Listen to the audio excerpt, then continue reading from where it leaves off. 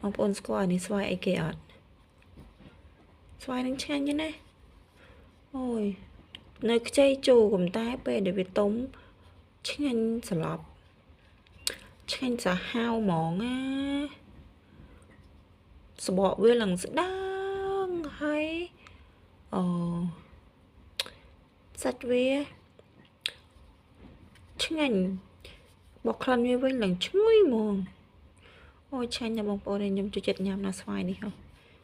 ញ៉ាំមួយថ្ងៃអស់4 10ផ្លែក៏ញ៉ាំអត់ដែររកឆ្នាំផ្លែរៀងច្រើនតែផ្លែតូចឆ្នាំនេះផ្លែតិចតែផ្លែរៀងច្រើនរៀងធំហីផ្លែវាតិចតែវារៀងធំជាងឆ្នាំមុនតែវាមិនធំមកនេះក៏ពិតវាធំជាងនឹងទៀតណាស្វាយនេះតែវាអត់មានទឹកហ៎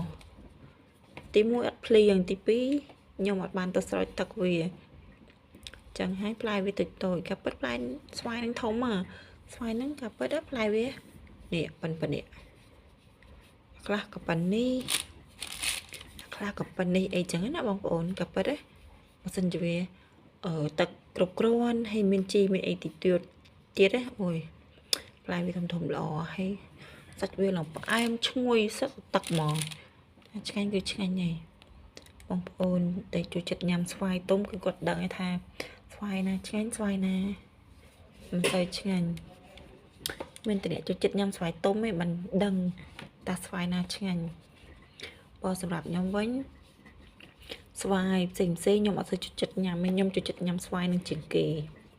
បងប្អូននឹងស្គាល់ឈ្មោះជួយខមមិនឈ្មោះប្រាប់អ្នកមួយផងហើយស្អុយមួយបងប្អូននេះ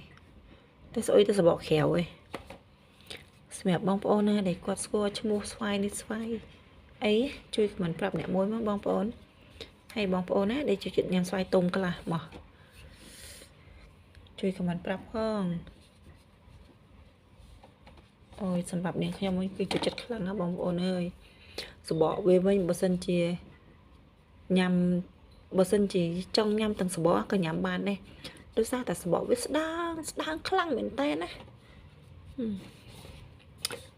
ជាមួយពេលទុំនាងខ្ញុំនឹងចិត្តឲ្យបងប្អូនមើលថាស្វាយហ្នឹងសបកវាស្ដាងប៉ុណ្ណាហើយសាច់វាមិនអីមិនចឹងណាបងប្អូនអូយចាវីដេអូហ្នឹងមានតែប៉ុណ្្នឹងទេអរគុណច្រើន